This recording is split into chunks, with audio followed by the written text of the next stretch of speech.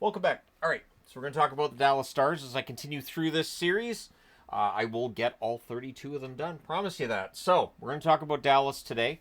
Looking at the power rankings that I did on where teams were in the regular season and the playoffs. Dallas a better regular season team than a playoff team. 8th in the power rankings I did for the regular season, whereas in the playoffs, 17th. That being said, they've had some good runs. 2020, of course, they went all the way to the Stanley Cup final, completely unexpected.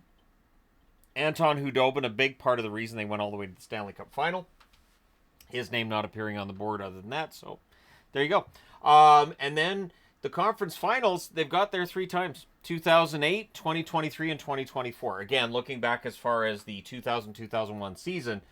So that's 3 conference finalists as well. They did go 4 seasons without playoffs from 2009 till 2013. And they're one of those teams that when they miss the playoffs, because they're not a higher profile team, I don't see as much discussion about Dallas not being a playoff team, but they make the playoffs often enough too that really outside of 2009 through 2013, they haven't had a long drought without playoffs. So yeah, their only Stanley Cup win was of course in 1999, completely devoid of any kind of controversy whatsoever. And so yeah, things pretty well in hand for them. They went all the way to the final in 2000, which is again is before this any of this was taken into consideration. And so, yeah, they were back-to-back finalists from 99 and 2000. The grade that I'm giving them for this first quarter century, I'm giving them a C+. C+ because they have been in the final once. They've been conference finalists 3 times. They have not won a Stanley Cup. That'd get them at least a B if they had a Stanley Cup, but they do not have it. So looking at the stats from January 1st of 2001 until now, Jamie Benn, and I mean till now, meaning the end of the 2023-2024 season. I don't know how many of these videos I haven't caught myself with on that one, but I apologize for the ones I haven't. So Jamie Benn, the leading scorer, 1,112 games played, 383 goals, 524 assists, 907 points.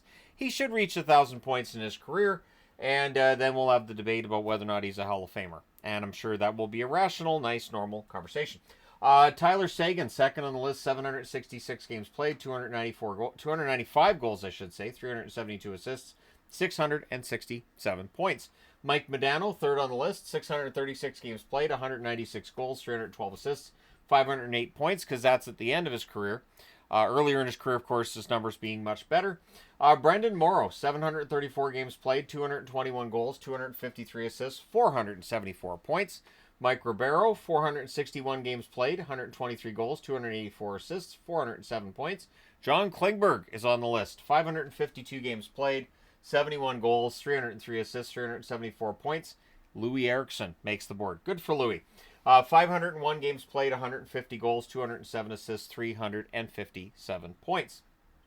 Sergei Zubov, 493 games, 65 goals, 270 assists, 335 points. Of course, he's in the Hall of Fame. Lehtinen, 561 games played by Yuri, 166 goals, 155 assists, 321 points for an excellent two-way forward. One of my favorite Dallas Stars ever. Yes. And then you've got Robertson, makes it into the top 10, 292 games, 133 goals, 181 assists, 314 points. Of course, his totals from this season would push him up well past a number of these names on the board, but I did not include this season's numbers in there because those numbers are going to change. And it's just, I felt like it's better to just end it with the 2023-2024 season. So, goaltending, Marty Turco, the leader there. A record of 257, 152, and 63. 911 save percentage. I've said it before in other videos. I'm going to say it again here. Marty Turco was an excellent goaltender throughout his career who played on a Dallas team that was not a Stanley Cup contender for most of his time there. So, when they lost in the playoffs, Turco got a lot of blame. Even when he played really well, Turco got a lot of blame, which I know isn't that unusual for goaltenders, but I feel like I need to defend Turco a little bit here. He was an excellent puck handler. He had really good numbers. All he did was win, but in the playoffs, Dallas had their struggles, and it fell at his feet, it seemed. Kari Lehtinen, 216, 150, and 50 record, 912 save percentage. Of course, infamously to me anyways, they had a period there where it was Lehtinen and Niemi in net. Neither of them were very good at that point in time for Dallas, and that was towards the start of this channel, where I didn't necessarily watch every game. I didn't. I didn't watch every game. Even during the playoffs, I didn't watch every game. Don't tell. But I didn't. And yeah, I remember in that run, I want to say it was 2016, they lost against St. Louis, and I knew they were going to because the goaltending just wasn't consistent. And one of them would have a really good game, and you'd be like, yeah, they had one really good game, and then they just couldn't follow that up. Ottinger, a record of 113, 48, and 23, a 913 save percentage. Ottinger's one of those oddities, too, in net. I do feel like people overrate him at times. And then there's times where I feel like people are hypercritical of him when they shouldn't be. I think the reality is Ottinger is a pretty good goaltender. I don't think he's one of the top 5 goaltenders in the National Hockey League, but top 10, you can make that argument. Top 15, he definitely has to be in at least the top 15. But yeah, Ottinger is one of my favorites. Ben Bishop, a record of 74, 48, and 11, 923 save percentage. If not for injury, what could have been with Ben Bishop, right? 2020 comes to mind as, that would have been a great thing. Not that Hudobin was bad or anything, but yeah, I mean, Bishop was missed when he wasn't in the lineup for the Dallas Stars. So goaltending's always been interesting, and if you go back further, of course, you have Eddie the Eagle Belfour. You go back before that, you got Andy Moog. There's always been some interesting stories when it comes to Dallas's goaltending. I think that'll always be the case. Now, coaches. They've gone through some coaches, which when a team does go through a period of missing the playoffs and they don't really go into a full rebuild, you're going to have to throw blame somewhere. It's probably going to be on the coach. Ken Hitchcock has coached this team twice in this quarter century. Rick Wilson, briefly the coach. Dave Tippett, Mark Crawford. Crawford bounced around a little bit. Not the last time we're going to see him on the board, not the first either. Glenn Gulletson, and not the last time we're going to talk about Gulletson, I don't think either. Lindy Ruff, coach here for a while, and when they fired him, I defended Lindy Ruff, vehemently defended Lindy Ruff, and Jim Montgomery. It was a very good coach, went through some personal stuff. I'm very glad that he went through what he had to go through, and is back now as a successful coach in the National Hockey League. Good on you, Jim. Rick Bowness, of course, the coach during the run to the 2020 Stanley Cup Final, which really gave Bowness the right to come back and kind of run the team how he saw fit. But then eventually Pete DeBoer takes over, and DeBoer's been a very good coach. But that conversation about whether or not they have a coach that can lead them to Stanley Cup glory is still out there.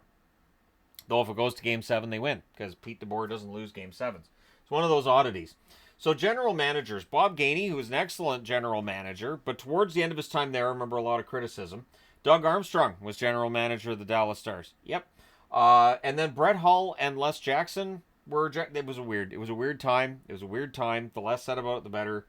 It's a weird time with Brett Hull in the Dallas organization in a manager role. And then Joe Nieuwendyk took over for a while, and then Jim Nill took over quite a while ago, and Nill has done an interesting job. One thing I'll say for Jim Nill is that he doesn't seem to make the same mistake twice, that if there's a mistake you can point to and go, that was a bad move, whether it's a trade, a signing, or whatever it is, he seems to learn from it and adjusts. So the fact that Jim Nill has been pretty good about adjusting to things that happen in real time, and that he's able to make fixes to the team where he needs to, means I have a lot of faith in Jim Nill, and I think Stars fans do in general. And while he's one of the longer serving general managers, I feel like he can be there as long as he wants.